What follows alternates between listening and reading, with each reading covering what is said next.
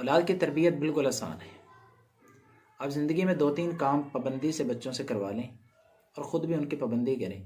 इंशाल्लाह आपको लंबी चौड़ी वाज़ व नसीहत और लंबी चौड़ी तबलीगें करने की औलाद को ज़रूरत नहीं पड़ेगी। सबसे पहला काम यह कर लें कि बच्चों को बचपन से ये सिखा दें कि बेटा या बेटी जो भी आपकी औलाद है, आप उनको ये बचपन से सिखा दें कि बेटा आपने कभी झूठ नहीं बोलना। कुछ भी आपसे गलती भी हो जाए, आपसे कोई ज़्यादती हो जाए, आपसे कोई कमी हो जाए, आपसे कोई किसी भी मामले का बड़े से बड़ा जुर्म भी हो जाए, बेटा आपने झूठ कभी नहीं बोलना, सच बोलना है।